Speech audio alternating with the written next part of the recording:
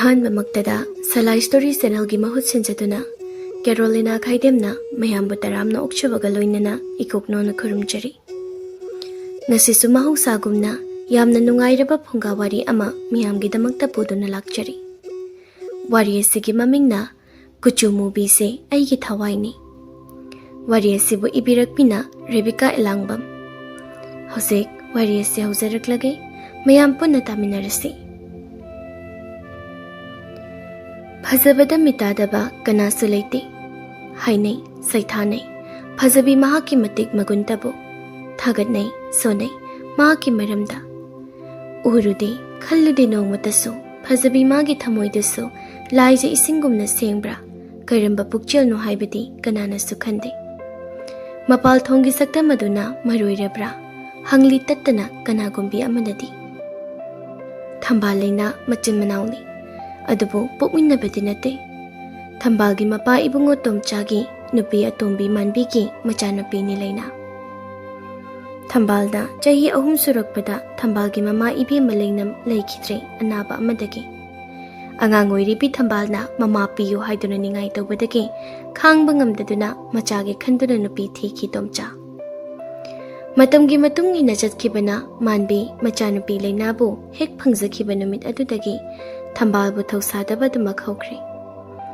ꯃꯃꯤꯠꯇ ꯑꯄꯣꯛꯄꯤ ꯃꯆꯥ ꯎꯔꯕꯅꯤꯅ ꯄꯣꯛꯇꯕꯤ ꯃꯆꯥ ꯊꯝꯕꯥꯜꯕꯨ ꯃꯤꯔꯥꯏꯕꯤꯈꯤ꯫ ꯊꯝꯕꯥꯜ ꯂꯩꯅꯥ ꯍꯧꯖꯤꯛ ꯂꯩꯁꯥꯕꯤ ꯐꯥꯔꯤ, ꯃꯆꯤꯟ ꯃꯅꯥꯎ ꯑꯅꯤꯃꯛ꯫ ꯃꯃꯥ ꯑꯇꯣꯝꯕꯤꯅ ꯄꯣꯛꯄ ꯂꯩꯅꯥ ꯀꯨꯆꯨ ꯉꯧꯏ, ꯍꯦꯛ ꯌꯦꯡꯕꯗ ꯐꯖꯕ ꯁꯛꯇꯥ ꯇꯥꯏ, ꯑꯗꯨꯅ ꯈꯨꯟꯒꯤ ꯃꯤꯄꯨꯝ ꯈꯨꯗꯤꯡꯃꯛꯅ ꯃꯥꯕꯨ ꯌꯦꯡꯅꯩ, ꯄꯥꯝꯅꯩ꯫ ꯂꯩꯅꯥ ꯀꯦꯕꯒ ꯃꯧꯕꯒ ꯑꯃꯨꯛ ꯇꯣꯏꯕ ꯅꯣꯡ ꯍꯦꯛ ꯉꯥꯟꯕꯗꯒꯤ ꯅꯨꯃꯤꯠ ꯇꯥꯕ ꯐꯥꯎꯕ ꯃꯀꯦ ꯁꯦꯝꯗꯨꯅꯇ ꯂꯩ꯫ ꯊꯝꯕꯥꯜꯅ ꯏꯃꯨꯡꯒꯤ ꯀꯨꯞꯅꯣꯝ ꯄꯨꯝꯕ ꯇꯧꯗꯨꯅ ꯍꯅꯨꯕꯤ ꯑꯃꯒꯨꯝꯅ ꯂꯩꯍꯜꯂꯤ꯫ ꯀꯨꯝꯒꯤ ꯍꯔꯥꯎ ꯀꯨꯝꯍꯩ ꯑꯃꯠꯇ ꯌꯥꯎꯖꯕ ꯏꯟꯊꯤ ꯅꯨꯡꯉꯥꯏꯅ ꯐꯪꯖꯗꯦ꯫ ꯃꯄꯥ ꯇꯣꯝꯆꯥꯁꯨ ꯃꯃꯥ ꯑꯇꯣꯝꯕꯤꯅ ꯃꯃꯤꯠ ꯈꯖꯤꯛ ꯁꯨꯛꯄꯗ ꯀꯤꯖꯕꯅ ꯃꯀ꯭ꯂꯥꯞꯀ ꯊꯛ ꯊꯛ ꯅꯤꯛꯄ ꯍꯥꯏꯕꯗꯣ ꯍꯦꯛ ꯑꯣꯏ꯫ ꯑꯌꯨꯛꯀꯤ ꯃꯇꯝꯅꯤ꯫ ꯊꯝꯕꯥꯜ ꯁꯪꯒꯣꯏꯗ ꯐꯧ ꯁꯨꯔꯤ, ꯍꯨꯃꯥꯡꯅ ꯑꯣꯔꯣ ꯑꯣꯔꯣ ꯇꯥꯕ ꯃꯈꯩ꯫ ꯃꯥꯟꯕꯤꯅ, ꯍꯥꯏ ꯊꯝꯕꯥꯜ, ꯐꯧꯗꯣ ꯈꯔ ꯌꯥꯝꯅ ꯁꯨꯁꯤꯀꯣ ꯉꯁꯤꯗꯤ, ꯌꯥꯎꯁꯪꯁꯨ ꯀꯨꯏꯗ꯭ꯔꯦ, ꯑꯗꯨꯅ ꯅꯅꯥꯎꯅꯨꯄꯤꯒꯤ ꯃꯃꯥꯟꯅꯕꯤꯁꯨ ꯍꯌꯦꯡ ꯆꯥꯛ ꯆꯥꯅꯒꯅꯤ ꯍꯥꯏꯕꯅꯤ, ꯑꯗꯨꯅꯅꯦ ꯆꯦꯡꯗꯣ ꯃꯔꯥꯡ ꯈꯖꯤꯛ ꯀꯥꯏꯅ ꯊꯝꯗꯕ ꯌꯥꯔꯣꯏ꯫ ꯍꯥꯏ, ꯑꯗꯨ ꯂꯣꯏꯔꯒꯅꯦ ꯃꯔꯣꯏ ꯄꯣꯂꯥꯡ ꯑꯆꯧꯕ 3 ꯍꯦꯛꯂꯨꯆꯣꯀꯣ, ꯃꯗꯨ ꯐꯖꯅ ꯃꯄꯨꯟ ꯃꯄꯨꯟ ꯁꯥꯔꯒ ꯅꯃꯥꯕꯣꯛ ꯇꯣꯝꯕꯤ ꯈꯣꯏꯗ ꯅꯨꯃꯤꯠ ꯇꯥꯗ꯭ꯔꯤꯉꯩꯗ ꯊꯤꯜꯍꯧꯔꯨꯆꯣꯀꯣ꯫ ꯍꯥꯏ ꯍꯥꯏ, ꯊꯕꯛꯇꯣ ꯄ꯭ꯔꯞ ꯄ꯭ꯔꯞ ꯂꯣꯏꯁꯤꯜꯂꯨ, ꯊꯕꯛ ꯌꯥꯝꯃꯤ, ꯆꯥꯛꯀꯗꯣ ꯊꯦꯡꯈꯤꯅꯤꯀꯣ ꯅꯄꯥ ꯊꯕꯛ ꯍꯜꯂꯛꯄꯅ ꯍꯥꯟꯅꯤ꯫ ꯑꯗꯨꯒꯅꯦ ꯑꯩꯒ ꯅꯅꯥꯎꯅꯨꯄꯤꯒꯒꯤ ꯆꯥꯛꯇꯤ ꯍꯥꯞꯂꯨꯔꯅꯨ, ꯆꯥꯛ ꯆꯥꯕ ꯑꯃ ꯆꯠꯀꯗꯧꯔꯤꯕꯅꯤ, ꯆꯥꯛꯇꯣ ꯌꯥꯝ ꯊꯣꯡꯖꯤꯟꯒꯅꯨꯀꯣ꯫ ꯍꯣꯏ ꯏꯃꯥꯇꯣꯟ, ꯅꯁꯥ ꯈꯪꯖꯔꯅꯤ꯫ ꯑꯩꯁꯤ ꯌꯣꯠꯂꯕ, ꯊꯕꯛ ꯄꯨꯝꯕ ꯂꯣꯏꯅ ꯑꯩꯒꯤ ꯁꯔꯨꯛ ꯍꯦꯛꯇ ꯇꯥꯍꯧꯕꯕ꯫ ꯑꯣꯟꯊꯣꯛꯄꯒꯤ ꯏꯔꯥꯏꯕꯛꯅꯤꯗꯀꯣ ꯍꯦ ꯊꯝꯕꯥꯜ ꯀꯧꯕꯤ ꯅꯪꯒꯤ ꯅꯄꯣꯛꯁꯦ꯫ ꯐꯧꯁꯤ ꯁꯠ ꯁꯠ ꯂꯣꯏꯁꯤꯜꯂꯒꯦ, ꯊꯦꯡꯂꯅꯤ, ꯊꯕꯛ ꯃꯌꯥꯝ ꯑꯃꯁꯨ ꯋꯥꯠꯂꯤ꯫ ꯂꯩꯅꯥꯅ, ꯏꯃꯥ, ꯑꯩꯒꯤ ꯐꯅꯦꯛ ꯃꯆꯨꯁꯤꯒ ꯐꯨꯔꯤꯠꯁꯤꯒ ꯆꯥꯟꯅꯗ꯭ꯔꯕꯣ? ꯐꯖꯗ꯭ꯔꯕ ꯍꯥꯏꯕ ꯏꯃꯥ? ꯑꯣꯟꯊꯣꯛꯅ ꯄꯛꯆꯔꯦꯗꯀꯣ, ꯏꯆꯥꯒꯤ ꯐꯅꯦꯛ ꯃꯆꯨꯁꯤꯒꯗꯤ ꯃꯣꯏꯔꯥꯡꯒꯤ ꯊꯣꯏꯕꯤ ꯀꯥꯏꯗꯨꯕꯨ ꯑꯩꯒꯤ ꯏꯆꯥꯅꯨꯄꯤ ꯑꯁꯤꯒꯨꯝꯅ ꯐꯖꯔꯝꯒꯗ꯭ꯔꯅꯦ? ꯑꯩꯗꯤ ꯊꯥꯖꯗꯦꯕꯣ, ꯐꯖꯔꯝꯂꯣꯏꯕꯣ꯫ ꯁꯑꯣꯡ ꯍꯥꯏꯔꯦ ꯑꯋꯥꯠꯄ ꯑꯃꯠꯇ ꯂꯩꯇꯦ, ꯀꯨꯆꯨ ꯍꯥꯏꯔꯦ ꯂꯝꯕꯥ ꯍꯦꯛ ꯂꯩꯇꯦ, ꯐꯖꯩ ꯐꯖꯩ, ꯏꯆꯥꯅ ꯏꯍꯦꯟ ꯍꯦꯛ ꯃꯍꯦꯜꯂꯤ, ꯑꯩꯒꯤ ꯏꯆꯥꯒ ꯂꯝꯕꯥ ꯄꯥꯕꯤꯅꯕ ꯄꯣꯛꯇ꯭ꯔꯤ ꯍꯥꯏꯕ ꯈꯨꯟ ꯂꯩꯀꯥꯏ ꯑꯁꯤꯗ꯫ ꯑꯁ, ꯑꯩꯈꯣꯏ ꯏꯃꯥꯁꯤ ꯑꯁꯦꯡꯕ ꯉꯥꯛꯇ ꯍꯦꯛ ꯍꯥꯏꯔꯗꯅꯀꯣ꯫ ꯂꯥꯛꯑꯣ ꯂꯥꯛꯑꯣ, ꯊꯦꯡꯈ꯭ꯔꯔꯅꯤ, ꯈꯔ ꯉꯟꯅ ꯆꯠꯁꯤ ꯂꯥꯛꯑꯣ꯫ ꯑꯣꯍꯣꯏ ꯏꯃꯥ꯫ ꯁꯣꯝꯗꯅ ꯀꯝꯗꯧꯔꯤ? ꯅꯤꯡꯊꯧ ꯄꯥꯝꯍꯩꯒ ꯃꯅꯥꯏ ꯑꯆꯥꯟꯕ ꯄꯥꯃꯦꯜꯒ ꯁꯒꯣꯜ ꯊꯧꯗꯨꯅ ꯂꯥꯛꯂꯤ꯫ ꯄꯥꯃꯦꯜꯅ, ꯏꯅꯤꯡꯊꯧ, ꯅꯅꯥꯏ ꯅꯇꯥꯎ ꯋꯥ ꯑꯃꯇ ꯍꯪꯒꯖꯔꯤ, ꯋꯥꯔꯧꯕ ꯇꯧꯕꯤꯒꯅꯨ ꯍꯥꯏꯖꯔꯤꯕ꯫ ꯑꯁ, ꯋꯥꯗꯣ ꯆꯨꯝꯅ ꯑꯗꯨꯝ ꯍꯥꯏꯌꯨ ꯏꯇꯥꯎ, ꯀꯣꯆꯤ ꯑꯃꯨꯛ ꯀꯣꯠꯇ꯭ꯔꯕꯁꯨ, ꯏꯇꯥꯎ ꯍꯥꯏꯅ ꯑꯗꯨꯝ ꯆꯨꯝꯅ ꯃꯀꯧꯕ ꯌꯥꯗ꯭ꯔꯣ? ꯑꯩꯅꯦ ꯇꯥꯕꯗ ꯌꯥꯝ ꯍꯩꯅꯗꯦꯀꯣ, ꯃꯀꯣꯛꯀꯤ ꯅꯪꯒꯤ ꯋꯥꯍꯩꯗꯣ, ꯃꯗꯨ ꯂꯧꯊꯣꯛꯀꯣ, ꯃꯇꯨꯡ ꯃꯅꯥꯎ ꯍꯥꯏꯔꯛꯀꯅꯨ, ꯃꯇꯨꯡ ꯍꯦꯛ ꯍꯥꯏꯔꯛꯂꯕ ꯅꯪ ꯑꯉꯥꯡ ꯑꯣꯟꯒꯗꯕꯅꯤ ꯈꯪ꯫ ꯏꯁ, ꯂꯨꯏꯍꯦ, ꯑꯩꯁꯦ ꯑꯉꯥꯡ ꯑꯣꯜꯍꯟꯗꯧꯔꯤꯕ? ꯑꯩꯅꯦ matung manauga sungai haijararoi ko angang onda shurupudi ai shibuga ngamkiroi nupiga thikidoribani ichagi mapanga chakigedoribani tarainaga shibi aponte koi shibadi kiri waware kaino sasadayo mayekti hekta nupi shadane hek leiredana ba ha ai si nupi dauna mutarba hoi hoi haining bata haijause akai beliti o atay amagi natiye ipa ning thausu nongakre hojiti nahakna leima sija amatang thiyo haibasu nang he ngamdana thikidri hojik leiba ki thobumba nahaki na koktakta loina tar nahaki khanbada ima sijasu wakhal wari ta aduna nahak luhongna batawrasi itaun hairi badalandi adubu itaw natawdi ningthau macha ibema sing asida apamba mitaba aigi pukning asida leite makhoi aigi irali thumda pamduna yarakpa ngaktani aibu nusiduna yarakpa amata nate aina kari pami kari khali haiba uba ngamte aduna idi ta aina khaliba pamliba nupishi phangadaba manjera madusu lante ado sumdawrasi matam khara naha mijam sarga leibaga sida koicha chatuna itawna pamjabi nupi makhalada phangbri yang leibak chauri soiduna phangani thajaidana tauna itawgi wakhalo singashri angpani masimaknani aigi athoiba nithongaba angamba senapati pamel hairibesi nahak leiringida nata oina kanabu kirugani ai hendagi hekta thabak hauragi ta hoida thagat laga tiki bijabagi thabak to tokpiro keidobage adongi na tikne ai chap chana khangje ado aigisu nupi matang yengpiro koita masak kachik phajabi oina nap chadaba aigi phau luni ngani khangdri aduga magi nupi gai sathuada nosuktuga nupi gai asumnani do phagi tawnaduna nokminnari leinana ise tabro somdum talao ise maninglomdam talao ba leina kai leirage iche lakle kaino kari haige haibano nangba ise ngasidi yausang ahan bani aduna aigi phi khara leibani amuta sudo piyu ba horen thaba leye chawbi hoigi samangda aduna ahingan tana chataba yade thabal makok chingnana ba hairame hoi subigi ado ise se thabal do yengbe am chatninge aduna isi busu nangna thabal yengba chatnana ba imato na khara hainabiyo ha nangbu thabal yengba chatninge ba yaroida karaidagi iche nangbu ngawrabro nahaki na saksakta aduga setliba aduga pura angawbini malise aduga thabal yengge kainarga aikoise migi mamangda yonge hariro saida pepe ngangsinaranu ima taradi amuk lanjaw thoksasani kandi matam thengkini phido sadonaba sasadau ko thiriba masak asiga irangasu pharadana masigi nupisi hai kaidaunare amwa ha maninga sida amuk launaribasina hoi ise thabal songne ye horendo aina migi mamangda ikaijadro nasak aduga na hairubagine aibu phuge tawraliba masigi sakthi sina leina isebo aduna haikebrane onthoida ko nahakse minungsi machit amata leite da inhawi bema kariya nang hojik ta hakhidede aibu aran baga mukta haladana kaya da haikraba nupi no ba ima masi yam haiba nupi ne se hai chinthi nang na haidana bu isa sina haigedro na sakta aduga ithak iranga su pamli bagai duni ne ha nang karama nupa na pamidori bino muri ba kuchu duni nang ubadane khulle kai gi pakhang pumba kai duna chena khibata bani ne yari mata tokpiro aina lan bangak tani nakhoi di achumba da ngak badi ai di sakthi bi chinthi bi di yari makha mu sam thabiraklan masi ai bu oran baga shiradana adudi khumba yam na hiriba na chinse khubak si sa khangbra khumkhoba khumkhone na chindo nama siba duna takpirak pro ha adu maina khum haiduna pharu ye karai degi phania mami da se lurak ni yingli basi uridana hai yam thuna changkhor salo imungda na sakadu yining de ne Thambal, mapi edo teitok tuna mathamoy edo soktuna hik tawtuna imungda changkri. Manbi changkri ba Thambalda mamit aduna khani yengduna lay. Ima, horen thabal songbada kharangana jasiko. Hoi, jasi. Ado, ngashidi yensang ahawa masasi. Ai nane bisa khoidagi nga achauba mata lawruki ko. Moigi pukrido nga phari hai. Ima chale ko. Phi singdo puthok laga. Isana apa mama chu khandok laga ne leiram lo. Ima koiroi sat lak lagi. Chale. Ima chale ko. Hoi ma. Ekhoi ma si thok na su phakre da ko. Ai ga pamba akte hek tawredan. Kande phi yeng lukige. Tum chana. Ibima namadi garai da chakra. Babu Imado kontoglom da thoki ngahak oire. Pare. Ngashidi yausang mai thaba numit ni. Aduna sumang thelong sei sit na na wairam taithok laga maira thanduna thamsiko.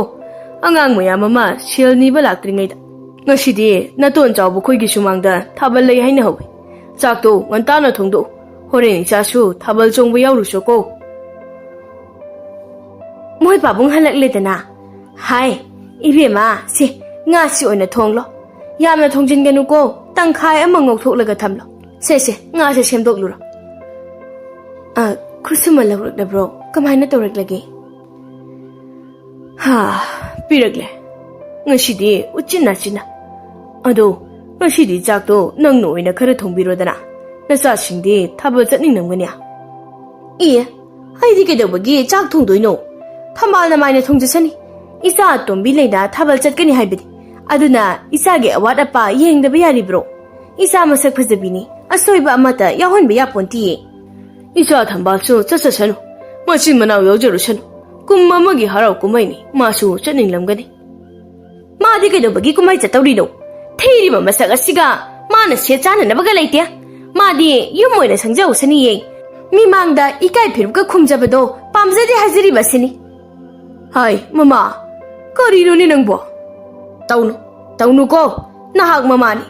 Nasa ni say, chab mana ba mijeng di yingbiyo. Nasi na pik na hundok lam laban nasa ni. Maray bag tijarak laba isa ni. Nang syunupi ni. Adog binong silay taba sibu karigino. Apok pa isa su isa ni. Pok taba isa su binong sit pamtok tabro niya. Hoay koy di patabi ni patabi kang lidana. Patabi. Aduna minong siga pok tiya. Ay na haydi. Moy pabung na yam nung sizariba na sa sige sakta se karamba mina hainagadawrigi haiba. Ay koy di niya nasa se puraga mimang nasat minabaga ngamjaroy. Moy pabung noy na nasa se puraga sa piriro. Koy daw se arimba dihek sakulakadawri. Unthuy de ko nupi nang siya.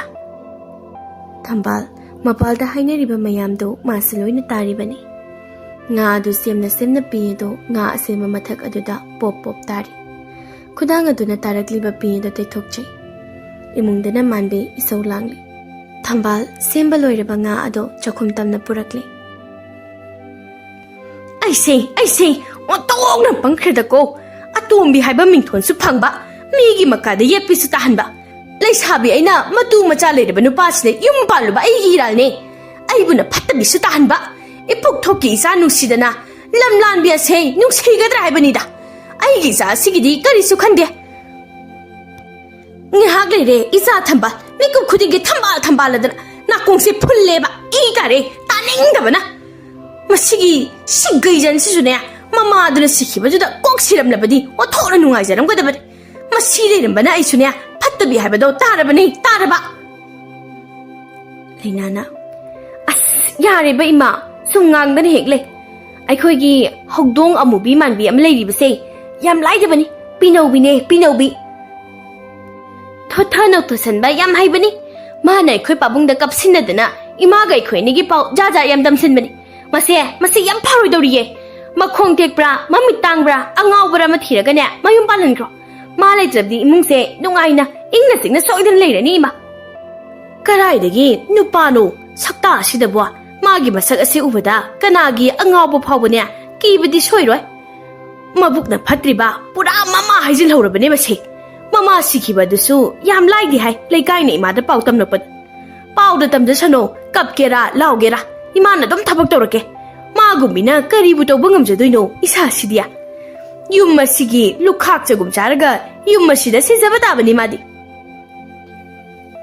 ꯑꯩꯗꯤ ꯑꯣꯟꯊꯣꯛꯅ ꯅꯨꯡꯁꯤꯈꯤꯗ꯭ꯔꯦꯗ ꯂꯥꯏꯃ 이베마 ꯆꯥꯛ ꯂꯣꯏꯔꯕ꯭ꯔꯣ ꯏꯆꯥꯕꯣ ꯂꯣꯏꯔꯗꯤ ꯆꯥꯔꯁꯤꯗꯅ ꯉꯥꯛ ꯂꯩꯔꯗꯤ ꯃꯍꯩ ꯀꯨꯝꯍꯩ ꯆꯠꯅꯕꯒꯤ ꯂꯥꯡꯅꯔꯛꯂꯅꯤ ꯍꯣꯏ ꯄꯥꯕꯨꯡ ꯆꯥꯛꯁꯨ ꯂꯣꯏꯔꯦ ꯆꯥꯅꯅꯕ ꯇꯧꯔꯁꯤ ꯑꯩ ꯊꯤꯔꯛꯂꯒꯦ ꯅꯃꯥꯒ ꯅꯅꯥꯎ ꯅꯨꯄꯤꯒꯗꯨꯅ ꯍꯧꯖꯤꯛ ꯐꯥꯎꯕ ꯀꯩꯗꯧꯔꯕꯅꯣ ꯍꯥꯏ ꯃꯃꯥ ꯀꯩꯗꯧꯔꯕꯒꯤꯅꯦ ꯆꯥꯛ ꯊꯤꯔꯦꯅꯦ ꯆꯥꯔꯁꯤ ꯂꯥꯛꯂꯣꯅꯦ ꯅꯪꯕꯣ ꯇꯥꯕ꯭ꯔꯅꯦ ꯃꯃꯥ 이자 ꯇꯣꯝꯕꯤ ꯍꯣ ꯂꯥꯛꯑꯦ 이자 ꯇꯣꯝꯕꯤ야 ꯂꯥꯛꯑꯣ ꯆꯥꯛ ꯆꯥꯔꯨꯔꯁꯤ ꯂꯥꯛꯑꯣ ꯆꯥꯔꯁꯤ 이자 ꯇꯣꯝꯕꯤ야 ꯅꯪꯒꯤꯅ ꯀꯔꯤ ꯂꯩꯌꯣꯒꯦ ꯄꯥꯕꯨꯡꯒꯤ ꯁꯦꯜ ꯍꯌꯦꯡ ꯐꯪꯒꯅꯤ ꯑꯗꯨꯅ ꯏꯆꯥꯒ ꯅꯆꯦꯒꯤꯒ ꯅꯈꯣꯏ ꯑꯅꯤꯒꯤ ꯐꯤꯔꯣꯜ ꯂꯩꯅꯅꯕ ꯁꯦꯜ ꯄꯥꯕꯨꯡꯅ ꯁꯣꯏꯗꯅ ꯄꯤꯒꯦꯀꯣ ꯃꯣꯏ ꯄꯥꯕꯨꯡꯗꯤ ꯁꯦꯜꯒꯁꯤ ꯃꯔꯥꯡ ꯌꯥꯝ ꯀꯥꯏꯔꯕ ꯃꯥꯜꯂꯤꯗ ꯀꯩꯗꯧꯕꯒꯤ ꯁꯦꯜ ꯄꯤꯒꯗꯧꯔꯤꯕꯅꯣ ꯏꯆꯥ ꯇꯣꯝꯕꯤꯒꯤ ꯁꯅꯥ ꯁꯥꯍꯜꯂꯤ ꯃꯗꯨꯒꯤ ꯑꯁꯥꯃꯟ ꯂꯩꯇ꯭ꯔꯤꯌꯦ ꯑꯗꯨꯅ ꯁꯦꯜ ꯑꯗꯨꯅ ꯑꯁꯥꯃꯟ ꯄꯤꯒꯗꯧꯔꯤꯕꯅꯤ ꯁꯤꯀꯤ ꯑꯃꯇ ꯆꯣꯏꯊꯣꯛꯄꯒ ꯌꯥꯔꯣꯏ ꯃꯁꯤꯒꯤꯗꯤ ꯃꯅꯥꯎꯅꯨꯄꯤꯒꯤ ꯁꯦꯠꯅꯗꯕ ꯐꯤꯔꯣꯜ ꯃꯌꯥꯝ ꯑꯃ ꯂꯩ ꯃꯗꯨ ꯑꯣꯏꯅ ꯃꯥꯏ ꯁꯦꯠꯆꯖꯅꯤ ꯀꯩꯗꯧꯔꯒꯦ ꯍꯥꯏ ꯀꯩꯅꯣꯗ ꯃꯁꯤꯒꯤꯁꯨ ꯂꯩꯗꯕ ꯌꯥꯔꯤꯕ꯭ꯔꯣ ꯀꯨꯝ ꯑꯃꯒꯤ ꯍꯔꯥꯎ ꯀꯨꯝꯍꯩꯅꯤ ꯄꯥꯕꯨꯡ ꯑꯩꯒꯤꯗꯤ ꯂꯩꯗ꯭ꯔꯕꯁꯨ ꯌꯥꯔꯅꯤꯗ ꯏꯅꯥꯎꯒꯤꯗꯣ ꯑꯗꯨꯝ ꯁꯦꯠꯀꯦ ꯑꯩꯗꯤ ꯀꯨꯝꯍꯩ ꯍꯔꯥꯎꯒ ꯀꯌꯥ ꯌꯥꯎꯅꯤꯡꯗ꯭ꯔꯦ ꯍꯟꯗꯛꯇꯤ ꯃꯊꯪ ꯆꯍꯤꯗ ꯑꯣꯏꯅ ꯐꯖꯅ ꯌꯥꯎꯔꯒꯦ ꯑꯗꯨꯗ ꯑꯣꯏꯅ ꯄꯥꯕꯨꯡꯅ ꯅꯆꯥꯒꯤ ꯐꯤꯖꯣꯜꯗꯣ ꯂꯩꯕꯤꯌꯨ ꯂꯩꯅꯥꯒꯤ ꯁꯅꯥꯒꯤ ꯑꯁꯥꯃꯟ ꯄꯤꯔꯁꯅꯨ ꯍꯟꯗꯛꯇꯤ ꯃꯥꯟꯕꯤ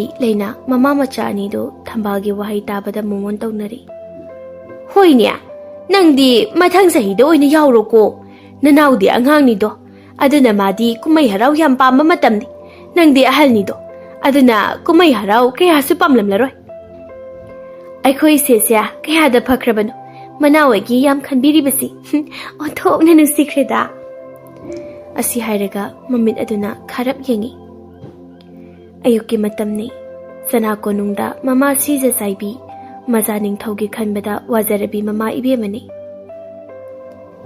ꯀꯅꯥ ꯂꯩ ꯍꯧꯖꯤꯛꯃꯛ ꯁꯦꯅꯥꯄꯇꯤ ꯄꯥꯃꯦꯜ ꯀꯧꯔꯨ ꯐꯒꯅꯤ ꯅꯅꯥꯏ ꯆꯠꯆꯔꯦ ꯄꯥꯃꯦꯜꯅ ꯏꯃꯥ ꯁꯤꯖ ꯅꯆꯥꯅ ꯄꯨꯅꯦꯝꯖꯔꯤ ꯅꯆꯥꯕꯨ ꯀꯧꯕꯤꯕꯕꯨ ꯀꯔꯝꯕ ꯁꯅꯥ ꯌꯥꯊꯪ ꯂꯩꯔꯕꯒꯦ ꯇꯥꯛꯄꯤꯌꯨꯗꯣ ꯄꯥꯃꯦꯜ ꯏꯆꯥꯒ ꯑꯔꯨꯕ ꯋꯥ ꯈꯔ ꯇꯥꯟꯅꯁꯤ ꯍꯥꯏꯗꯅ ꯏꯃꯥꯅ ꯀꯧꯕꯅꯤ ꯀꯝꯗꯧꯁꯤꯒꯦ ꯅꯄꯥꯕꯨꯡ ꯏꯕꯨꯡꯉꯣ ꯅꯣꯡꯒꯥꯈ꯭ꯔꯦ ꯅꯇꯥꯎ ꯑꯁꯤꯕꯨ ꯑꯁꯨꯝꯅ ꯑꯁꯨꯝ ꯂꯩꯔꯅꯤ ꯍꯥꯏꯕ꯭ꯔꯥ ꯏꯃꯥꯅ ꯐꯅ ꯍꯥꯏꯔꯦ ꯃꯅꯥꯗ ꯍꯥꯞꯇꯦ ꯃꯥꯅ ꯊꯣꯛꯄ ꯍꯦꯛꯇ ꯈꯨꯝꯂꯛꯏ ꯏꯃꯥꯁꯤ ꯑꯣꯟꯊꯣꯛꯅꯁꯨ ꯋꯥꯈ꯭ꯔꯦ ꯁꯤꯔꯝꯗꯥꯏ ꯑꯁꯤꯗ ꯀꯔꯥꯏꯗꯒꯤ ꯑꯣꯟꯊꯣꯛꯄ ꯋꯥꯐꯝꯕꯨ ꯍꯦꯛꯇ ꯇꯥꯛꯄꯤꯒꯅꯨ ꯏꯃꯥ ꯁꯤꯖ ꯏꯃꯥ ꯁꯤꯕꯒ ꯌꯥꯗ꯭ꯔꯤꯀꯣ ꯏꯃꯧ ꯅꯨꯄꯤꯒꯤ ꯊꯧꯖꯥꯜꯒ ꯐꯪꯗꯨꯅ ꯃꯇꯝ ꯁꯥꯡꯅ ꯂꯩꯕꯤꯈꯤꯒꯗꯕꯅꯤ ꯏꯃꯥ ꯍꯟꯗꯛꯇꯤ ꯁꯣꯏꯗꯅ ꯃꯥꯏ ꯄꯥꯛꯀꯗꯕ ꯃꯥꯜꯂꯦ ꯑꯩꯅ ꯃꯔꯝ ꯄꯨꯝꯕ ꯁꯤꯟꯖꯕꯅꯤ ꯂꯣꯏꯖꯔꯦ ꯅꯆꯥꯅ ꯍꯥꯏꯔꯤꯕꯁꯦ ꯑꯁꯤꯕ ꯋꯥꯐꯝꯅꯤ ꯏꯃꯥ ꯁꯤꯖ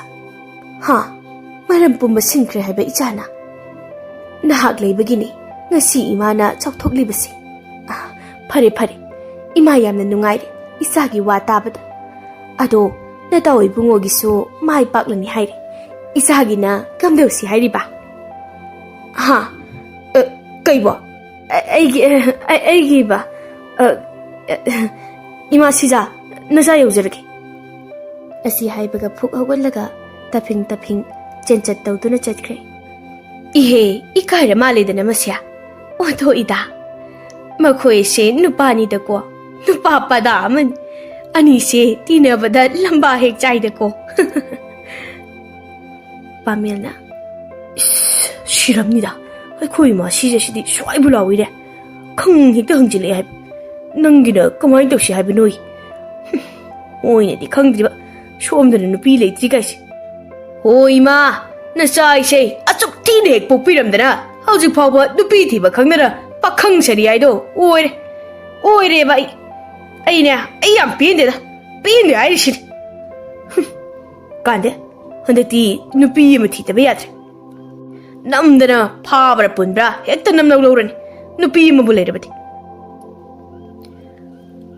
Hainakibagi matung inna ningthau pamhai yam lairaba nupa saduna masak lotuna micham amagumna lambida kochat hek machatli. Manay masana mataloy na dana adubu senapati amasu oiriba Pamela kana khanganda aronba lami thadokli. Pamhai khul amadagi khul amada mathang lakli adubu mahakna khoidajabi amata thingnadri. Onthokpagi nongdam haibadu taradra Pamhai ko ba ise Fana kuiri aina sana kunung thadokduna lakli bashi adubu aina khoidajabi chanu ningol amata mami ihol tamdre Aibu hojit sana kunung lomda chatnanaba tawrashira chatmandana ishasi wabuna shulore Turel mapala shigi umakhonga shida yaktabu pothakigi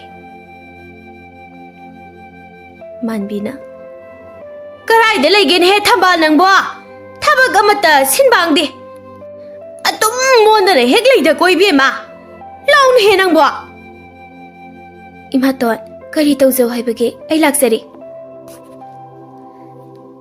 Kauri khanglabadi saklak ba yadro natra chandana bisidia ising khajik thakke adra tawbabu pundo ising ligla ma phabu yaram deni bi ma nangbu kari tawraga lege ha nangonda awaba thabak suhan banate sa khara mathong ba simangai masida sakhum masibau yengsin mangamde nangbu kamaina tawba mi ta no haiba haujimak parpap chalo turel dagi ne ising so daga punna se thanana ba ising haijelo aduga Isa sanagi irulu jana ba ising sunya marang kaina thamuko horil amuk ngangmerakani Phagani maton najana loina namak nanganjage Thambal ising sanabuna do paidana sumlakli Thambal na lakli ba do Tombi sanage hek mayuk nei Tombina Thambal isenbu ising sokluge hairi bro numit ase chap yung lida Horel nung sa se khare ingthaba kanda oina chatlu yadro nangbo lai tinga thinani nya inama kaisu tawroida ai adum siguma matamda adum ayama matamda ising sokpa chatle ngantana social hoge tawbagi ni nama sanana mo onthok nangami ko asuk mathamoi kanbi asuk phattabi nupi makhal haibaduni mabuk thoki macha nupi adubuna thabak mana amate he tawhandaba makhai thamle aduga macha sidana kanagi Hanu hana asima he mangai imungi mathi makum loina namsinura tawhaliba sibu haunaribra haibanida Tombina Isia phattaba migi hidak leite haibaduni Thambalna Imabo inama ahimu chalukhige Phare phajana chaloko Thambal Ingone iche angang le sabe sina sitliba liba phurit phanek asi Kaya man kraban machu moment ama hek thokdri mi sibu selan inhani haiduna selaliba sibu kaya da minung silaidri banoiba mahak sunya nupi amani asuk kyamna phatriba sibu moigi ta da tom chaudubu magi nupi asina tawriba sibu mamit ani paliba duna amatta uba ngamdraba haibani da karai dagi wa noibe ma madugi nupado magi nupi atombi ase othona ki jakraba Wa mata haijaba ngamba nate uraba sune haibaga ngamja ponte nungpal animal pumtang tang ba haibado oiredana isa sei maraibak thibi haibado oihore ai khoina mateng pangdau sutal nuaite haidana haibasinatan kari du paile isia numitha huina sade magi sumatam lakhini lagi wayeldi tappi hainari badani angang asida maangna phattana tawbagi mahine nongmadi soidana phanglakhini Lemna khakmang loi magi kariya manbi ase aidi isa masak phajabi popini haidana ne mangak ase thekatana tawri bajini aidi nongsi dabana khare hairi busini ise isa thambala se wakhalna polumoiduna kuchu kumen thoktre inkhalakpegi langjaba koijaba harauba nungai ba haibado phangjadrabani jasi Thambal turel tamna kumtharakli Nasaidagi thingatuna thamlamba piya madu cheliba aruba laise ising adugi mathakta tup tari hik chingduna cheliba ising aduda munna yengduna kapli Pamel nupi amana tuminna phamlaga leibado mahaksu ui Thambalna phamliba adugadi khajik lapnei ka hena lapnabadi oidi adu mayek sengna uri Pamelna Karino, Mushigino be Masasibo, Panidi Quidish. Mana to win a permanent libasi. Mushibo, Mana to be a result. Mana shook Mundi Ying the Bashina, Karigo a result. I say, Sigo Mapogosida, Poglamba Gimahut, Usek, Sanga Gimapokta, Pokcharam Lapati, Kayada Nunga Jakadabat. Ima, I get Pupi, Ima, Libak TV, Ima, then the Chaibu, no Perambana, the city, Nacha, Pangal son Bigi Canasa Late. Ima, the Chaigi, Oina Pumpcanasa Late. Ima, Taibang Panse, the Chaigi, Pumhanga and Bible Oirima. Kasigi Taibang Panasida, Quiet Pidon Base, Mama later Masasi no Oiramle. Ima, Poging Pin the cups of a sinatana, the Saki di Carissa Late, Ima.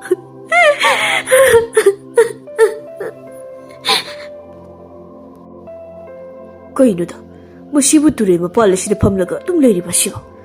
Musisi from England. Mushibu, always showed the room, but I. Although, what could the Dishanabula muddy body? She had lately Bashina, Unkia Shatati. Got it. I hit the Saxilak. I do get down like. Was she? Isira Shala Sombo, Karita Rubagay. The minute from the Nagashidagi lady Bashibo. Aina, Pang Wungamba Mating with a Pangjarangi. Tambal, Kangbrick Hungway. Pamel the Yingli. Pita na chot laba misna aniduna. Tambal, Kangbrick Hungna Pamel the Yingli. Pita na chot laba misna aniduna. Tambal, be the set they took the ga. Sombuganano, Mapamasida, Karito Biram Libano. I isn't so balak Jerambani, Karisito Zedi. Pamel, Tambalgi icham cham nagang Torapawa Sida, a pienba, Nungai Jaba Haibado, Kudak the Higway. Waramba Pumbalo in a Paki Bagum Nakali. Oh, I did, no, not the Minalaki Badida, Karito Rabazano had a color. Ado, Ichense, Karadagino. Turela Sidagi Kiam Lap Libido, the Kogi Yungadi. Aduga, Pita than a couple batuna, Kariginoichan. Madame Karisolated. Ibung Haina Kausaki. Asum Pugnum Sirak to the Taubadi. Ado, Lana de Kangano. Punin no Shirak Pugi Madame Kazikaidana. Ibung the show. Lana Kanagum Shikuichan. Kande de Ibu. Aibu Popi Ima like it. I in a piece of pickling either. Like it, high. Nachandi, Aibu Popi Magi must pabo holdre, Kangsa holdre. I nagang oi kibana. Adada, Layoi Krabi Imado, Yamning Singapa. Adada, Puglinga se, the Sirak in a Kaplambanibo. Oh, hosing the Kanaga lady bagay. Ipashu, Lake Hidrabrajenge. Babung the lady. Imano Lake Hidrabamatong, Imaton Stiraki. He can has a watida. Imai pasuna lady. Inaw na piya masale. Ay ko'y puna, yam nung sinanalay ibo. Oh, imato na yahay ba? Ado, ichan giming bo, kari ko bagay. Ay giiming di, tambal ko eh.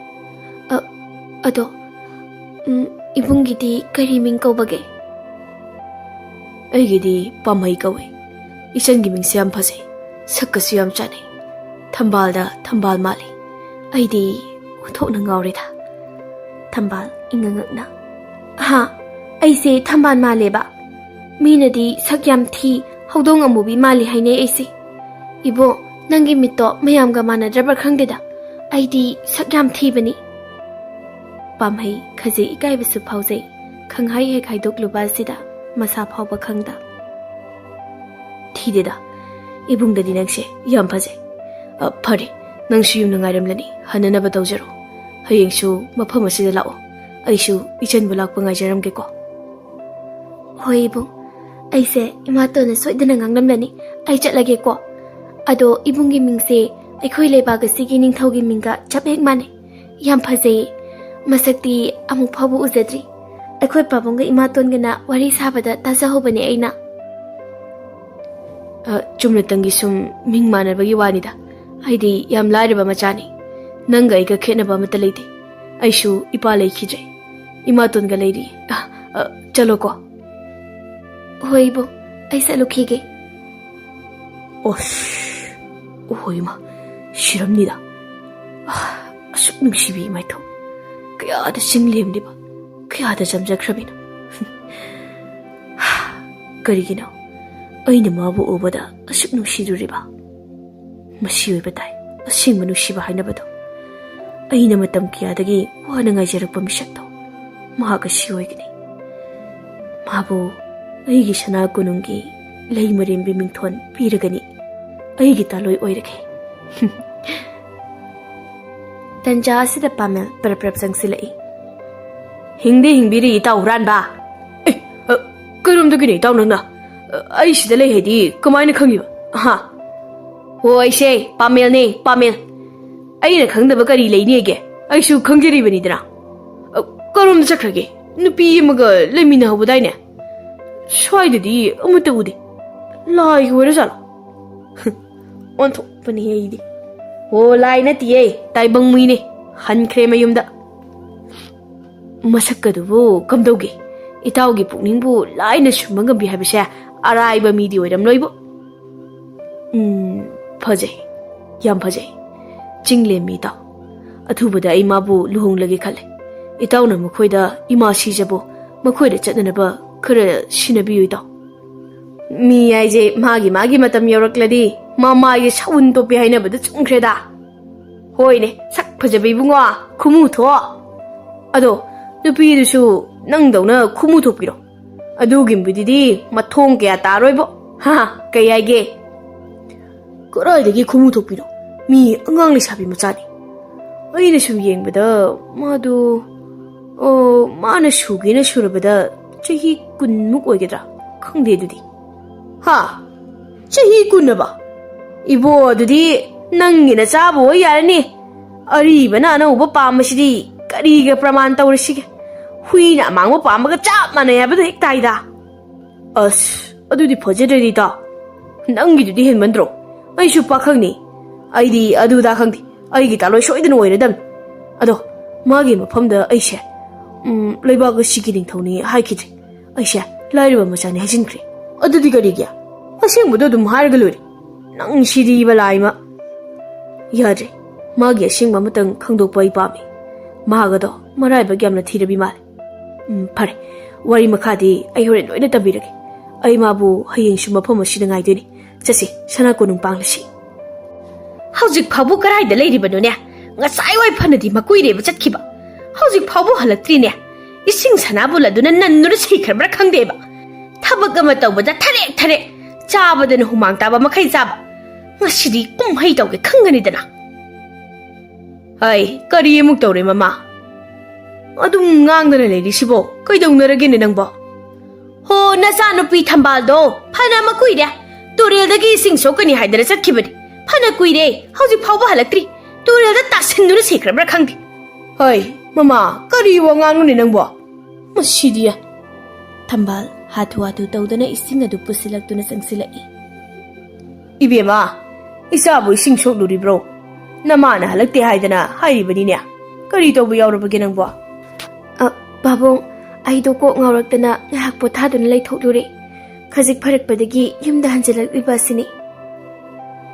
Kari tawbagi nangdi nakokta ngawrakliba.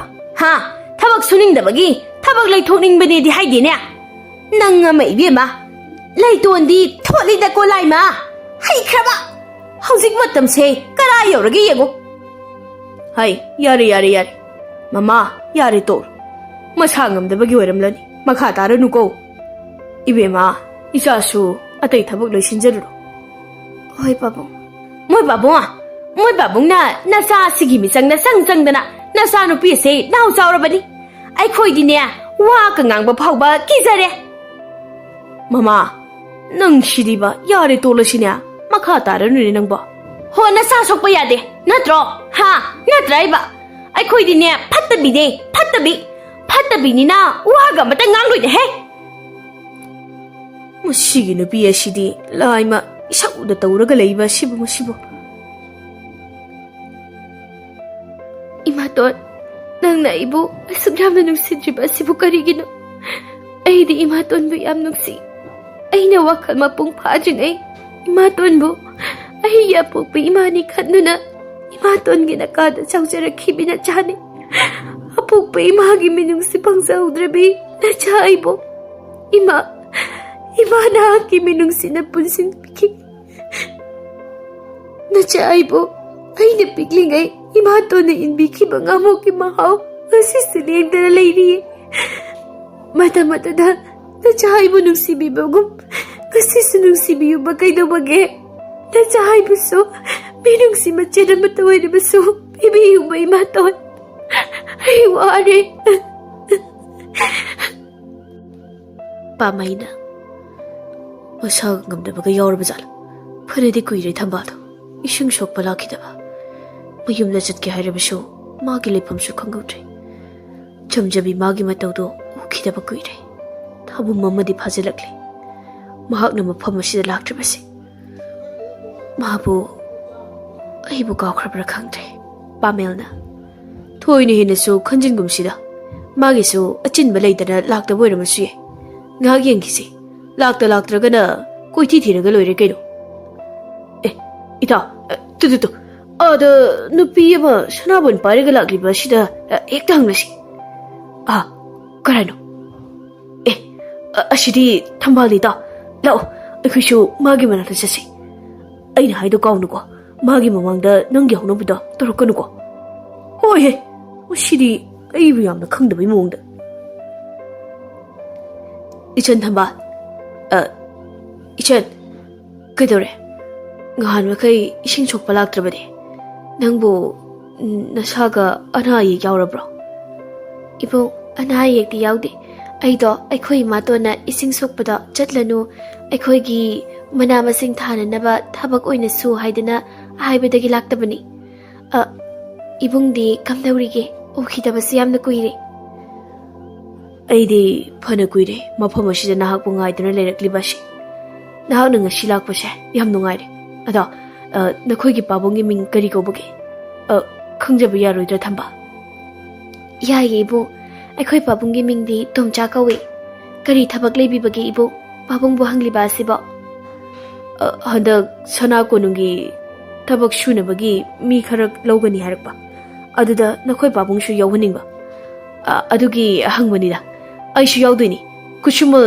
yamna phangadaba mafamni pamelna ijal thamba aikhoi dauna hairibase achumbane achumba sana konungda hojik thabak mayam ama leiriba jani nupi su legadoribani ihe sorry 이 진치 리버고 thamba aikhoi maruse phagi yam haibane lana loganu ko kaisu kaideda tanja asida leina prap laklaga thambal bu kauri ise nanga somda imana lakmandabagi sikrabara na yengu chona haidana ai laglibani kana no moina kaidobagi sida leramni no mo pamelna ibe ma phajabiya khonda adi am hauti bo aikhoi nakhoi na segi maru ngaktani ukhidaba yam kuira iduna nga wari tormani kariya sakta chuja singsiga ai khonda kaidana hai laikai somdane laina hakrabadi loi ai ne mayamna saghen bi laina haidana sonari bado khangbire ko nakhoi gumba kagi suba nakhoi ga onsena bagi matam ai gi laite masigi hogdong amu bi man bi sigi marum ni kaina yumnagi mapa thokte binu pi sigi bo marup kaina he haibi di haini nakhoi matung manau mafam masela kanu ngasi na roi boys ai khoi ma na khang labadi ne nakhoi kya na tai zaroi khangabra ibe ma sakhen biya ai khoi she pakhang aduna leishabi thi balak liba ibe ma gi saktam si uzabada aidi kaino ma tori haijariba khangnung he nung shireba kamai toni sidia he kai suba nangumba kari sulaitaba amada irai lai ne hekta yabirakadabado ai dirati aise laibaga sigi ningthaugi loina bi oige dori bedu pine khanglidana khatliba narai do mida yelaga ngango sakta siga imai nangsi ningthaugi talo oige dori benine soidana oirani adusu kaisam sanglomda thambalna ibong tokpiro nasana langki bangaktani. Laina, isegi bema, isega satlasi. Ibung khogi mara laite, nachegi iralni. Hey, hagdonga mubi! Nang na thogan mangaktare. Nang khangni da nang asidia. Aibu kari sulai tabanu passing asina, itak to wangangan ba. Khangni ba nang, imara tamluge ba. Khangni nang khangni aisini.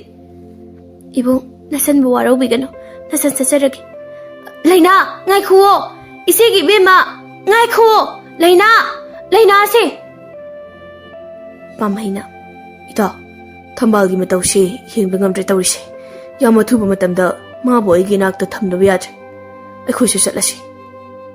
Onthokpagi nupi makhal haibadani, hojiki nupido. Pura saroi ni sindi. Shakti phajai aibu, loire, hayai deba. Masigumbi nupi gane, aigi nupi oina phangadabagi sarukpudi, ai nupi gamata thijaror, khare nupi gai. Aigi khade, aigi di thamba laibanina. Koi mukthumi. Aigi di madugi manau nupi edo. Asauram yamna thiba nupi ni. Leishak leishu di henbi. Naton chabi lerang haibdo mahangni. Praman gadi leitre. Panabu janari. Somdana Lainana, Mama Manbida, who comes in Bedagi, Tambaldo, Pubide. Tambal, Dominata Sinduna Kapli, Wadi Amato Kumzabangamda. Paroyeba! Nupana Hagas, the pumps of a Saradana. Hey, new passing a dunane, Nangukari, so Pamanatina. Napunsido, like Kata, Biramlaga, Hundo Piram Gaduribari. Sakti Nandi, Madu Kanzara Moina. Ima, Masiam Lady, Yam Lady comes here.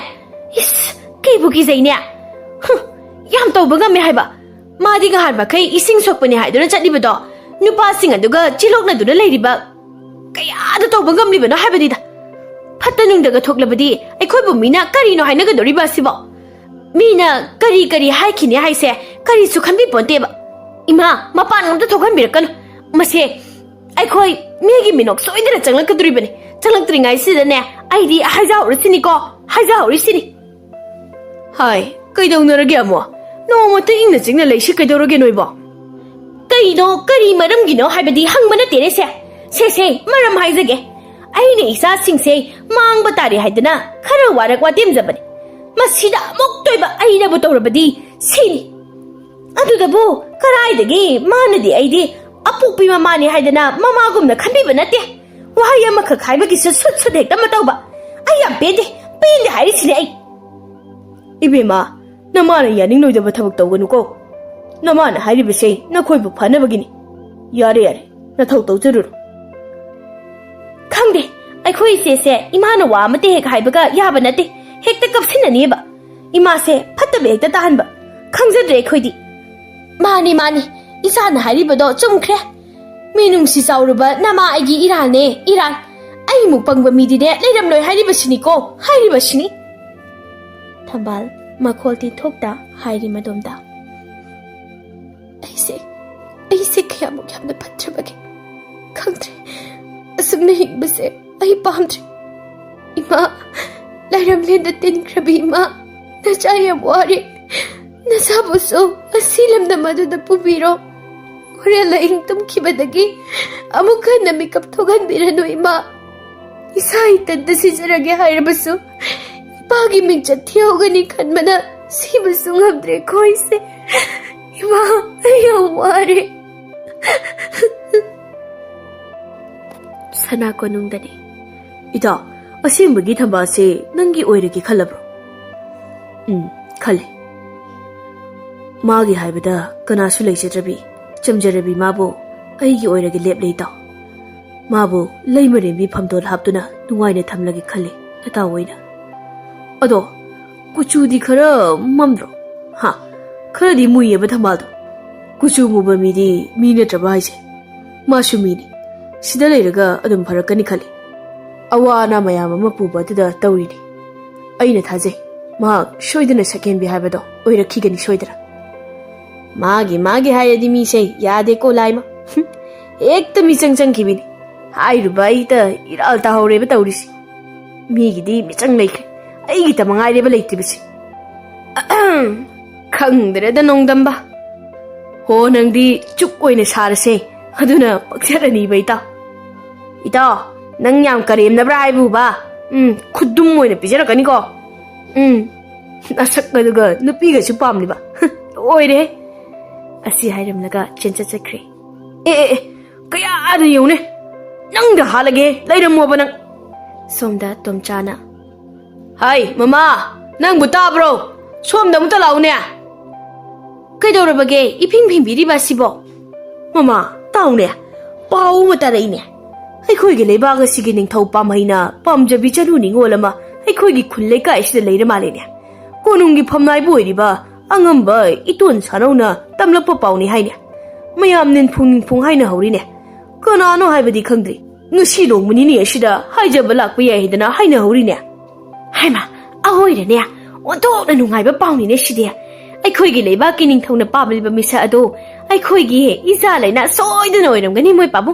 Sau thok na hai ge khul lai ka somda ai ge sa nu pia sin ne lai te sak ta chu da chang khon ba chanu ni ngol amata sumdroi gi wasibo ha hoi ni mama icha thagat pagi wa ga shunati ai ge cha nu pia ton bi laina gum phajabi ri amata leiti khul lai ka shida soi de noi ram gani mama aduna di sumdorisi mi gi mamang dei kai che aduna icha nu pia ton be sigi phije leiteng an bele bi ru cho Kina mong na lehan ba yaro daw bani.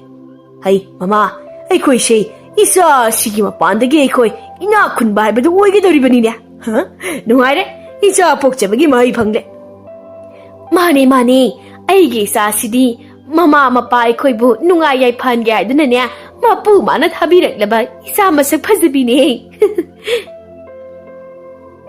Lekay kuding matung marang hong nari, ning thau na apa majanu ningol yawe hay narakpa sida, Mapa mama oibisingsu aigi chabu oiridra khanaduna ahing kaya amata tumnadre mahai mathung marang hongnari khullai kai gi chanu ningol pumbasu mapungdo irang hongnari manbina ibema ima gi thoibi laune nangbo ima kai chen dagi halagle isa gi phiro leirubani lawo phajabri yingu laune ima karai no ai ma siriam phajakheda Aina pamjaba masung hakta ima aina pamjaba haido oisare ai pamle ba phajare brima tu phajadra phajare sanagi mathakta tampha thin ba haibado hek oire da ko phajare ta koin thokna ai gi sa se awat pa mat te hek leite da masida bu kari gi pamloi de ge leiba ga sigi ning thongda pamni lai phongna pamni bani ai gi sa gi phajaba ma sa sida pamelna ima sija Namida phaba ma yengbiraga nupi macha do hainena ba sana khongling binaba hairakli tauna phare ima athubada chatnana ba tawragi ko na tauna bu pamjari hairabani na ima si yare yam nungai jari ima sija na sa mu yojare masidi mangau thida hai kana lei na khoi chatlo lei mare mi na sena inana ba khwaidagi phajaba phirol thorang tawduna thammu hayu Pagani, nanay ko'y sasaragi. Kun laikay da na mahay, kun gichano ningol sing pasaba piset seto na makisim da na laynari. Ay gida lakadra kanda na laynari. Macha ningol pokpa, mapamama singdi. Ayuki matamni, sagol tong balanmi paring sanalupa acha atak piktan na hablabado lay sing pudo na. Tomcha ko'y gitonggal tamna mama ibim cha chaybi. Sang silakli. Dekay gi miyam pumba tholagtuna pareng leptuna yengnari mayam do pumlang heklangi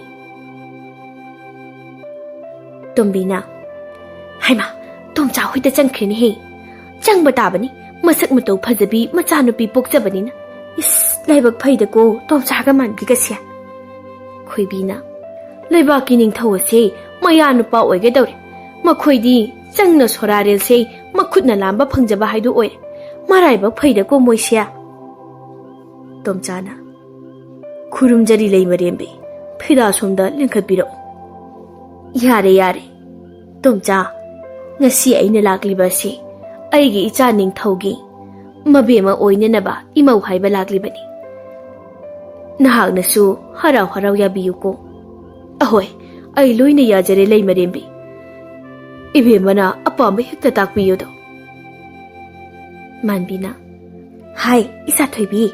Asa athak sing ase puthok laga thok loro ne. ꯁꯤ ꯐꯖꯅ ꯄꯤꯌꯨꯀꯣ ꯆꯦꯛꯁꯤꯟꯅ ꯇꯧꯀꯣ ꯑꯁꯣꯏꯕ ꯌꯥꯎꯕ ꯌꯥꯕꯒ ꯅꯠꯇꯦ ꯍꯣꯏ ꯏꯃꯥ ꯑꯩ ꯄꯤꯔꯨꯈꯤꯒꯦ ꯑꯃꯨꯛꯇ ꯂꯩꯅꯥ ꯑꯆꯥ ꯑꯊꯛ ꯄꯨꯗꯨꯅ ꯃꯄꯥꯟꯂꯣꯝꯗ ꯊꯣꯔꯛꯂꯦ ꯏꯃꯥ ꯂꯩꯃꯔꯦꯝꯕꯤ ꯑꯆꯥ ꯑꯊꯛ ꯈꯔꯁꯤ ꯍꯥꯞꯄ ꯌꯥꯕ꯭ꯔꯥ ꯌꯦꯡꯕꯤꯌꯨ ꯌꯥꯔꯦ ꯃꯥꯔꯥ ꯊꯝꯕꯥꯜ ꯍꯥꯏꯔꯤꯕ ꯑꯁꯤꯕꯣ ꯅꯆꯗꯦ ꯃꯍꯥꯛꯅ ꯃꯅꯥꯎꯅꯨꯄꯤꯅꯤ ꯃꯆꯦꯅꯤ ꯊꯝꯕꯥꯜꯅ ꯇꯣꯝꯆꯥ ꯑꯩꯅ ꯂꯥꯛꯂꯤꯕ ꯑꯁꯤ ꯅꯍꯥꯛꯀꯤ ꯅꯆꯥ ꯊꯝꯕꯥꯜꯕꯨ ꯏꯃꯧ ꯑꯣꯏꯖꯒꯦ ꯍꯥꯏꯗꯨꯅ ꯍꯥꯏꯕ ꯂꯥꯛꯂꯤꯕꯅꯤ ꯑꯩꯒꯤ ꯏꯆꯥ ꯅꯤꯡꯊꯧꯒ ꯅꯆꯥ ꯏꯕꯦꯝꯃ ꯑꯁꯤꯒ ꯈꯪꯅ ꯆꯥꯅꯕ ꯀꯨꯏꯔ ꯃꯥꯜꯂꯦ ꯏꯆꯥꯅ ꯍꯥꯏꯔꯛꯄꯒꯤ ꯃꯇꯨꯡ ꯏꯟꯅ ꯑꯩ ꯂꯥꯛꯂꯤꯕꯅꯤ ꯍꯥ ꯏꯆꯥ ꯊꯝꯕꯥꯜꯅꯤ ꯍꯥꯏꯕ ꯍꯣꯏ ꯏꯆꯥ ꯊꯝꯕꯥꯜꯕꯨꯅꯤ ꯀꯅꯥ ꯂꯩ ꯐꯤꯖꯣꯜꯁꯤꯡ ꯑꯗꯨ ꯄꯨꯁꯤꯜꯂꯛꯎ ꯑꯆꯥ ꯑꯊꯛ ꯄꯣꯠꯂꯝꯁꯤꯡ ꯑꯗꯨꯁꯨ ꯇꯣꯝꯆꯥ ꯆꯠꯅꯕꯤ ꯈꯪꯗꯦ ꯈꯟꯕꯤꯕ ꯌꯥꯗꯦꯀꯣ ꯑꯩꯒꯤ ꯏꯃꯧ ꯑꯣꯏꯒꯗꯧꯔꯤꯕ ꯊꯝꯕꯥꯜꯗ ꯑꯩꯅ ꯄꯨꯔꯛꯂꯤꯕ ꯐꯤꯖꯣꯜꯁꯤꯡ ꯑꯁꯤ ꯑꯃꯨꯛꯇ ꯁꯦꯠꯍꯟ ꯏꯜꯍꯟꯕꯤꯔꯒ ꯑꯃꯨꯛꯇ ꯊꯣꯛꯍꯟꯕꯤꯔꯛꯎ ꯑꯩ ꯑꯃꯨꯛꯇ ꯌꯦꯡꯖꯒꯦ ꯐꯒꯅꯤ ꯂꯩꯃꯔꯦꯝꯕꯤ ꯑꯀꯥꯏꯕ ꯀꯔꯤꯁꯨ ꯂꯩꯖꯗꯦ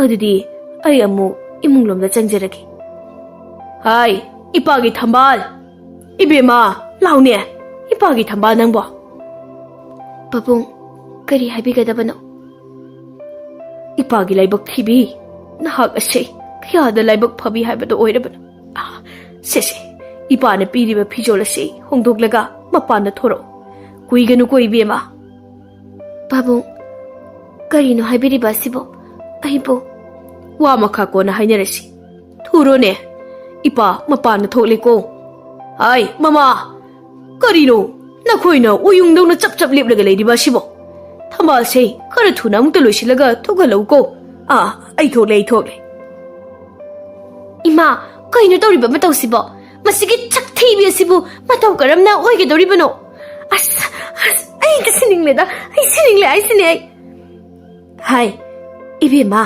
ꯏꯆꯥꯊꯣꯏꯕꯤ ꯉꯥꯏꯈꯣꯅꯦ ꯅꯪꯕꯣ ꯀꯩꯅꯣ ꯃꯪꯒ ꯆꯞ ꯃꯥꯟꯅꯔꯦ ꯇꯧꯔꯤꯕ ꯑꯁꯤꯕꯨ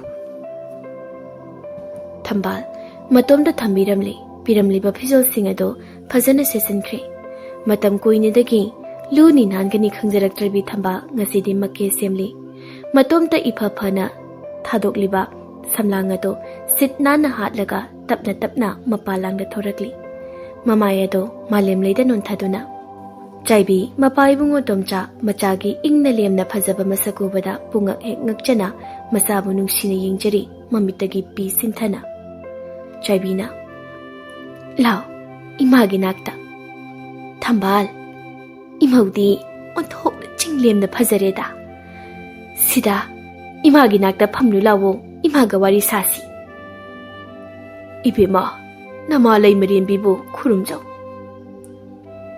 ꯏꯃꯥ ꯂꯩꯃꯔꯦꯝꯕꯤ ꯅꯁꯥꯅ ꯈꯨꯔꯨꯝꯖꯔꯤ ꯌꯥꯔꯦ ꯍꯧꯒꯠꯂꯣ ꯇꯣꯝꯆꯥ ꯑꯊꯨꯕꯗ ꯑꯐꯕ ꯅꯨꯃꯤꯠ ꯑꯃ ꯌꯦꯡꯂꯒ ꯂꯨꯍꯣꯡꯅꯕ ꯇꯧꯔꯁꯤ ꯀꯨꯏꯊꯕ ꯄꯥꯝꯗ꯭ꯔꯦ ꯑꯩꯗꯤ ꯏꯃꯧꯒꯤ ꯆꯪꯒꯗꯕ ꯈꯨꯗꯤꯡꯃꯛ ꯑꯩꯅ ꯂꯣꯏꯅꯃꯛ ꯄꯤꯒꯅꯤ ꯅꯈꯣꯏ ꯀꯔꯤꯁꯨ ꯋꯥꯔꯨꯒꯅꯨꯀꯣ ꯏꯕꯦꯝꯃ ꯊꯝꯕꯥꯜ ꯏꯃꯥꯁꯨ ꯑꯃꯨꯛ ꯌꯧꯔꯒꯦꯀꯣ ꯍꯣꯏ ꯏꯃꯥ ꯂꯩꯃꯔꯦꯝꯕꯤ ꯑꯩ ꯑꯃꯨꯛ ꯆꯠꯂꯨꯈꯤꯒꯦꯀꯣ ꯇꯣꯝꯆꯥ ꯏꯕꯦꯝꯃ ꯏꯄꯥꯗꯤ ꯃꯪꯒ ꯆꯞ ꯃꯥꯟꯅꯈ꯭ꯔꯦꯅꯦ ꯄꯥꯕꯨꯡ ꯅꯆꯥꯁꯨ ꯀꯔꯤꯅꯣ ꯑꯣꯏꯔꯤꯕ ꯑꯁꯤꯕꯨ ꯑꯩꯒ ꯑꯩꯈꯣꯏꯒꯤ ꯂꯩꯕꯥꯛꯀꯤ ꯅꯤꯡꯊꯧꯒ ꯑꯃꯨꯛꯇꯁꯨ ꯃꯁꯛ ꯎꯈꯤꯕ ꯂꯩꯇ꯭ꯔꯤ ꯃꯁꯤꯗ ꯃꯇꯧ ꯀꯔꯝꯅ ꯑꯩꯕꯨ ꯈꯪꯂꯤꯕꯅꯣ ꯃꯤꯁꯛ ꯁꯣꯏꯗꯅ ꯑꯣꯏꯅꯔꯝꯒꯗꯕ ꯃꯥꯜꯂꯤ ꯄꯥꯕꯨꯡ ꯀꯔꯤꯅꯣꯅꯦ ꯏꯆꯥꯅ ꯃꯁꯛ ꯈꯪꯗꯕ ꯑꯗꯨꯒ ꯃꯇꯧ ꯀꯔꯝꯅ ꯌꯨꯝ ꯑꯁꯤꯗ ꯂꯥꯛꯂꯤꯕ ꯏꯕꯦꯝꯃ ꯏꯀꯥꯏꯒꯅꯨ ꯁꯦꯡꯅ ꯏꯄꯥꯗ ꯍꯥꯏꯌꯨ ꯏꯆꯥꯕꯨ ꯅꯤꯡꯊꯧ ꯄꯥꯝꯍꯩꯗꯨ ꯃꯁꯛ ꯈꯪꯗꯕ꯭ꯔꯅꯦ ꯈꯪꯗꯦ ꯄꯥꯕꯨꯡ ꯑꯃꯨꯛꯇ ꯎꯈꯤꯗ꯭ꯔꯤ ꯅꯆꯥꯅ ꯈꯪꯕ ꯍꯥꯏꯔꯒꯗꯤ ꯏꯕꯨꯡ ꯑꯃꯗꯤ ꯂꯩ ꯅꯆꯥ ꯑꯩꯒꯤ ꯃꯔꯨꯞ ꯑꯣꯏꯕ ꯏꯕꯨꯡ ꯄꯥꯝꯍꯩ ꯀꯧꯕ ꯑꯃꯗꯤ ꯑꯗꯨꯕꯨ ꯃꯥꯗꯤ ꯌꯥꯝ ꯂꯥꯏꯔꯕ ꯃꯤꯁꯛꯅꯤ ꯅꯤꯡꯊꯧꯗꯤ ꯅꯠꯇꯦ ꯃꯔꯨꯞ ꯄꯥꯝꯍꯩ ꯀꯧꯏ ꯍꯥꯏꯕ ꯐꯔꯦ ꯑꯣꯏꯅꯤꯡꯕ ꯑꯃ ꯍꯦꯛꯇ ꯑꯣꯏꯔꯁꯅꯨ ꯃꯄꯨ ꯃꯥꯒꯤ ꯅꯣꯡꯗꯝ ꯍꯥꯏꯕꯗꯣ ꯌꯦꯡꯂꯁꯤ ꯑꯍꯤꯡꯒꯤ ꯃꯇꯝꯅꯤ ꯃꯥꯟꯕꯤ ꯂꯩꯅꯥ ꯃꯃꯥ ꯃꯆꯥ ꯑꯅꯤꯗꯣ ꯈꯣꯏꯔꯥꯡ ꯈꯣꯏꯁꯥꯎꯅꯅ ꯇꯨꯝꯕ ꯌꯥꯗ꯭ꯔꯤ ꯃꯇꯧ ꯀꯔꯝꯅ ꯃꯁꯤꯒꯤ ꯁꯛꯊꯤꯕꯤ ꯑꯁꯤꯕꯨ ꯅꯤꯡꯊꯧ ꯑꯗꯨꯅ ꯄꯥꯝꯂꯤꯕꯅꯣ ꯑꯩꯒꯤ ꯏꯆꯥ ꯃꯁꯛ ꯐꯖꯕꯤ ꯑꯁꯤꯕꯨ ꯄꯥꯝꯕꯒꯤ ꯃꯍꯨꯠꯇ ꯏꯃꯥ ꯑꯩ ꯁꯤꯈꯤꯕꯅ ꯐꯔꯦ ꯑꯩꯅꯕꯨ ꯈꯟꯖꯔꯨꯔꯤꯕ ꯄꯨꯝꯕ ꯑꯔꯦꯝꯕꯗ ꯇꯥꯔꯦ ꯑꯁ ꯑꯩꯕꯨ ꯏꯀꯥꯏꯕ ꯄꯤꯕ ꯑꯩ ꯂꯩꯀꯥꯏ ꯃꯃꯥꯡꯗ ꯏꯃꯥꯏꯁꯦ ꯀꯃꯥꯏꯅ ꯎꯠꯇꯣꯏꯅꯣ ꯏꯃꯥ? ꯍꯥꯏ ꯑꯄꯪꯕꯤ, ꯀꯔꯤꯒꯤ ꯏꯆꯥꯅ ꯁꯤꯖꯔꯨꯅꯦꯒꯦ? ꯄꯪꯒꯅꯨ, ꯏꯆꯥꯁꯨ ꯅꯤꯡꯊꯧꯒꯤ ꯂꯣꯏꯅꯕꯤ ꯑꯣꯏꯍꯟꯒꯅꯤ, ꯏꯃꯥꯅ ꯁꯣꯏꯗꯅ ꯑꯣꯏꯍꯟꯒꯅꯤ꯫ ꯃꯁꯤꯒꯤ ꯅꯆꯦ ꯑꯁꯤ ꯃꯇꯝ ꯈꯔ ꯂꯩꯖꯔꯁꯅꯨ, ꯑꯗꯨꯒ ꯇꯟꯖꯥ ꯑꯃ ꯌꯦꯡꯂꯒ ꯇꯨꯃꯤꯟꯅ ꯃꯤ ꯈꯪꯍꯟꯗꯅ ꯅꯝꯍꯥꯠ ꯍꯥꯠꯇꯣꯛꯂꯒ ꯂꯣꯏꯔꯦꯗꯅ, ꯑꯗꯨꯒ ꯊꯝꯕꯥꯜꯒꯤ ꯃꯍꯨꯠ ꯂꯩꯅꯥꯅ ꯁꯤꯟꯕ꯫ ꯐꯠꯇꯕꯗ ꯂꯝꯕꯥ ꯂꯩꯇ꯭ꯔꯕ ꯃꯃꯥ ꯃꯆꯥ ꯑꯅꯤꯗꯨ ꯍꯔꯥꯎ ꯍꯔꯥꯎ ꯅꯣꯛꯆꯔꯤ꯫ ꯃꯇꯝ ꯈꯔ ꯍꯧꯈ꯭ꯔꯦ ꯊꯝꯕꯥꯜꯁꯨ ꯁꯅꯥ ꯀꯣꯅꯨꯡꯒꯤ ꯂꯩꯃꯔꯦꯟꯕꯤ ꯃꯤꯡꯊꯣꯜ ꯐꯪꯂꯦ꯫ ꯁꯛꯊꯤꯕꯤ ꯀꯨꯆꯨ ꯃꯨꯕꯤ ꯊꯝꯕꯥꯜ ꯂꯥꯏꯔꯦꯝꯕꯤ ꯑꯃꯒꯨꯝꯅ ꯂꯝꯕꯥ ꯂꯩꯇꯅ ꯐꯖꯕꯤ ꯍꯥꯏꯕꯗꯨ ꯑꯣꯏꯈ꯭ꯔꯦ꯫ ꯄꯥꯝꯍꯩꯅ ꯂꯩꯃꯔꯦꯟꯕꯤ, ꯇꯥꯔꯤꯕ꯭ꯔꯥ ꯅꯪꯕꯣ? ꯀꯔꯤ ꯇꯥꯛꯄꯤꯒꯗꯕꯅꯣ ꯏꯅꯤꯡꯊꯧ, ꯑꯩꯕꯨ ꯀꯧꯕꯤꯕꯕꯣ? ꯂꯩꯃ, ꯅꯪꯕꯨ ꯑꯩꯒꯤ ꯅꯥꯛꯇ ꯂꯩꯕꯁꯤꯕꯨ ꯅꯨꯡꯉꯥꯏꯇ꯭ꯔꯕ꯭ꯔꯣ? ꯑꯩꯕꯨ ꯋꯥꯔꯧꯕ꯭ꯔꯥ? ꯑꯁꯦꯡꯕ ꯍꯥꯏꯈꯤꯗꯕ ꯑꯗꯨꯒꯤ? ꯏꯅꯤꯡꯊꯧ, ꯑꯩꯍꯥꯛ ꯋꯥꯔꯧꯕ ꯂꯩꯖꯗꯦ꯫ ꯑꯩꯒꯤ ꯀꯦꯝꯗꯨꯅ ꯃꯥꯡꯂꯒꯗꯕ ꯀꯔꯤꯁꯨ ꯂꯩꯇꯕꯤ ꯑꯩꯕꯨ ꯑꯅꯧꯕ ꯃꯄꯣꯛ ꯑꯃ ꯄꯤꯕꯤꯔꯤꯕ ꯃꯤꯠꯅ ꯎꯖꯕ ꯑꯁꯦꯡꯕ ꯂꯥꯏꯅꯤ ꯅꯍꯥꯛꯇꯤ꯫ ꯑꯩꯕꯨ ꯄꯨꯟꯁꯤꯁꯤꯃꯒꯤ ꯊꯥꯗꯣꯛꯄꯤꯒꯅꯨꯀꯣ꯫ ꯊꯥꯗꯣꯛꯂꯣꯏ, ꯑꯩꯒꯤ ꯄꯨꯟꯁꯤꯁꯤꯅ ꯍꯤꯡꯂꯤꯕ ꯃꯈꯩꯗꯤ ꯑꯩꯒꯤ ꯊꯋꯥꯏ ꯑꯣꯏꯕꯤ ꯂꯩꯃꯔꯦꯟꯕꯤ ꯊꯝꯕꯥꯜ꯫ ꯑꯁꯨꯝꯅ ꯑꯋꯥꯕꯇꯅ ꯁꯔꯨꯛ ꯑꯣꯏꯔꯛꯂꯕꯤ ꯁꯛꯊꯤꯕꯤ ꯀꯨꯆꯨ ꯃꯨꯕꯤ ꯊꯝꯕꯥꯜ ꯂꯥꯏꯕꯛ ꯃꯥꯒꯤ ꯅꯣꯡꯗꯝꯅ ꯀꯟꯈꯤꯕꯅ ꯅꯤꯡꯊꯧꯒꯤ ꯇꯥꯂꯣꯏ ꯑꯣꯏꯗꯨꯅ ꯅꯨꯡꯉꯥꯏꯅ ꯄꯥꯟꯈꯤ꯫ ꯑꯗꯨꯒ ꯃꯃꯥ ꯃꯥꯟꯕꯤ ꯃꯅꯥꯎꯅꯨꯄꯤ ꯂꯩꯅꯥ ꯃꯊ꯭ꯋꯥꯏ ꯆꯥꯛꯅ ꯂꯦꯟꯈꯤ꯫